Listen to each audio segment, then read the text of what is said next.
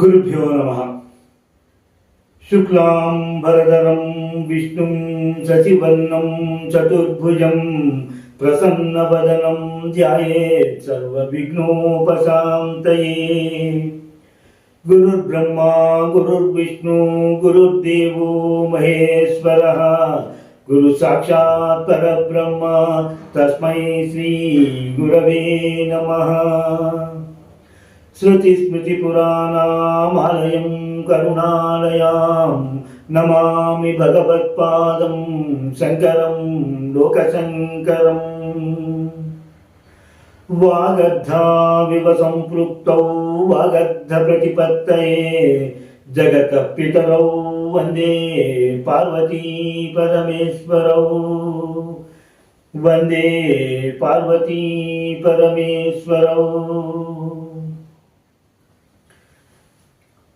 సౌందర్యలహరి శ్లోకాల విపుల భావాన్ని గ్రహించడానికి ఈ వీడియోని వీక్షిస్తున్న మీ అందరికీ నా నమస్కారాలను తెలియజేసుకుంటున్నాను.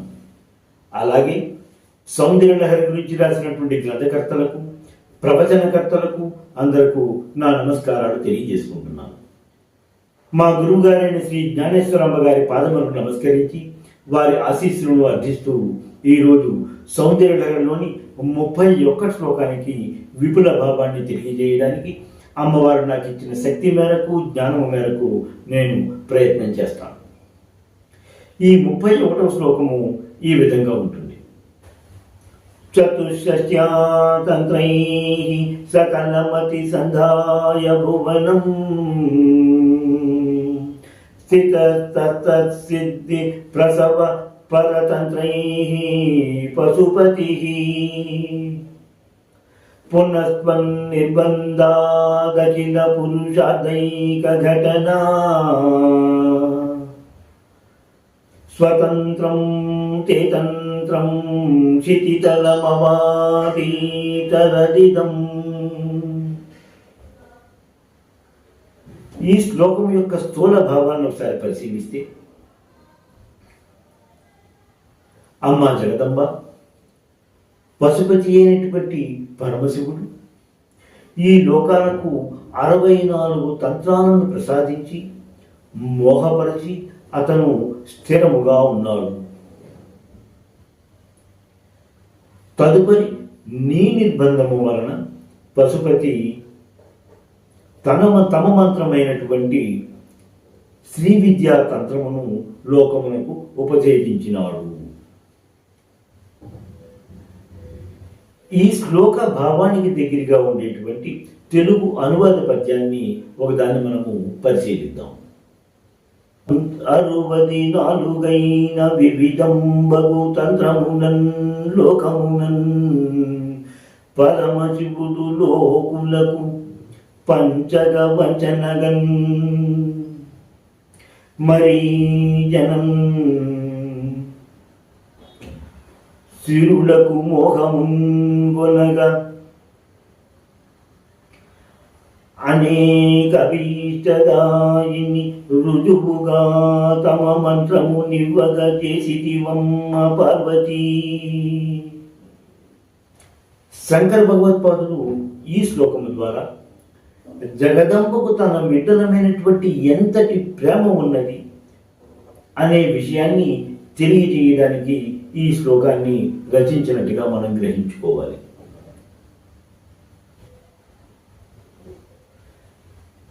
తత్సిద్ధి ప్రసవ పరతంత్రై అని అన్నారు. ఆ మంత్రము యొక్క ఫలములను ఇష్టపడినవైనటువంటివై చతుష్షష్ట్యాతంత్రై 64 సంఖ్య కలిగినటువంటి తంత్రములను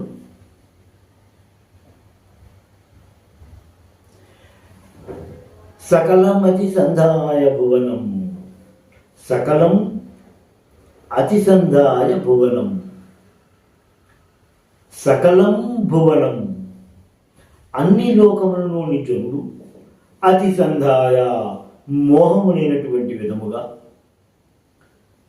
మోహము పరిచి లేక మోసము చేసి పశుపతి స్థిత, పశుపతి అయినటువంటి ఆ పరమశివుడు స్థిరముగా నిలిచి ఉన్నాడు అని అన్నారు. పునస్తన్ నిర్బంధాత్ పునః త్వన్ నిర్బంధాత్ అంటే తరువాత లేక మరల నీ నిర్బంధము వలన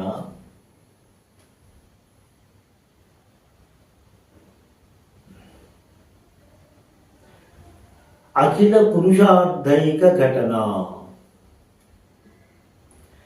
అనేకమైనటువంటి అన్ని విధములైనటువంటి పురుషార్థములను ప్రసాదించగలిగేటువంటి స్వతంత్రం తేతంత్రం, స్వతంత్రమైనటువంటిది అంటే ఆ మంత్రమునకు ఆ మంత్రమే ప్రసిద్ధిగా ఉండేటువంటి ముఖ్యమైనటువంటి తే తంత్రం, నీ తంత్రమును అంటే నీ యొక్క శ్రీ విద్యా తంత్రమును క్షితితలం ఈ భూలోకమునకు అవాతేతరదిదం, ఇదం ఈ విధముగా అవాతేతరాత్ అంటే అవతరింపచేసినారు, ఈ లోకములకు ప్రసాదించినారు అనే విషయంగా ఈ శ్లోకం యొక్క ప్రతి పదానికి అర్థాన్ని మనం గ్రహించుకుంటాం. ఈ శ్లోకములు శంకర భగవత్పాదులు పరమశివుడిని ఉద్దేశిస్తూ పశుపతి అని వాడినట్టుగా మనం గ్రహిస్తున్నాం. నేను గతంలో ఎన్నోసార్లు చెప్పినట్టుగా శంకర భగవత్పాడు యొక్క కవిత్వ విశిష్టత ఏమిటి అంటే ఆ శ్లోక భావానికి తగినట్టుగా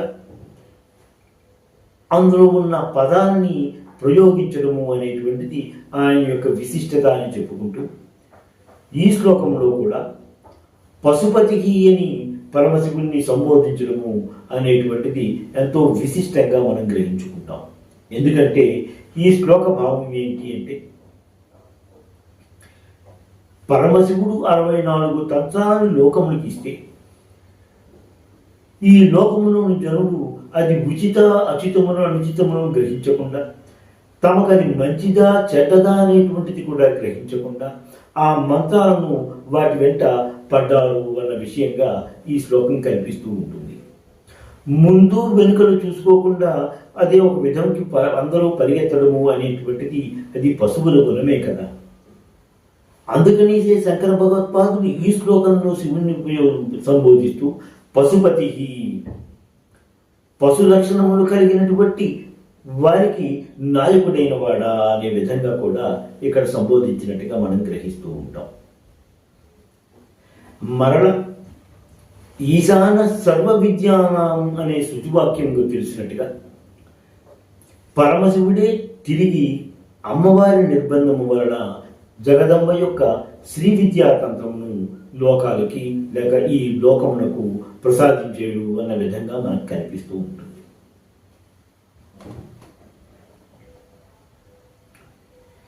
అతి సంధాయ అనే ఒక పదాన్ని ప్రయోగించారు శంకర భగవత్పాదులు. అంటే మోహపరిచాడు. అతి సంధాయ పశుపతికి స్థిత, మోహం పరిచి పరమశివుడు స్థిరముగా ఉన్నాడు అని మనం ఆ పదముల యొక్క ప్రతిపదార్థంగా మనం చూసుకున్నాం కదా. పరమశివుడు మనందరికీ తండ్రి లాంటి వాడు. తండ్రి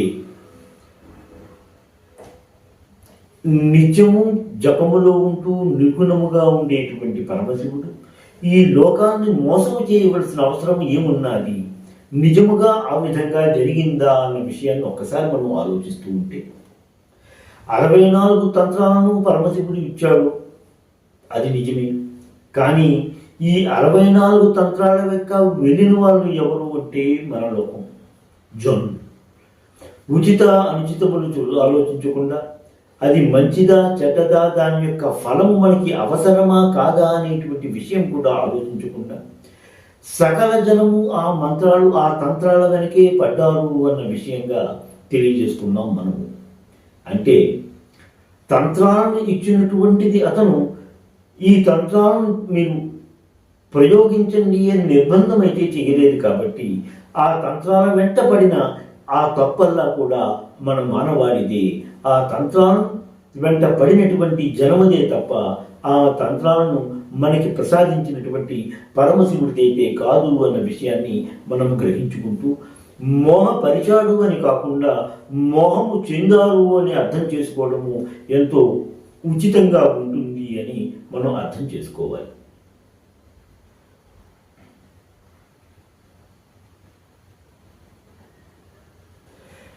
హైందవ మతంలో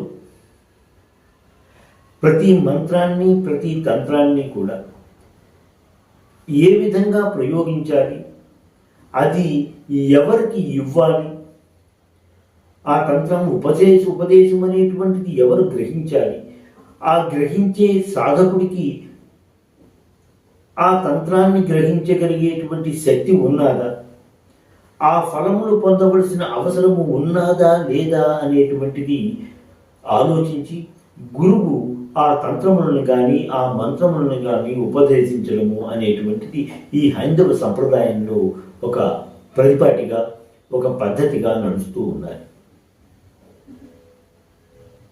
మన హిందూ ధర్మంలోని కౌలాచారులు అని, సమయాచారులు, వామాచారులు అనేటువంటి వివిధ పద్ధతులను అవలంబించేటువంటి మనుషులైతే చాలామంది ఉన్నారు. వీటి గురించి ఇంకా వివరంగా మనం నా మరో వీడియోలో తెలియజేస్తాను. శ్రీమాత్రే నమః. స్వస్తి.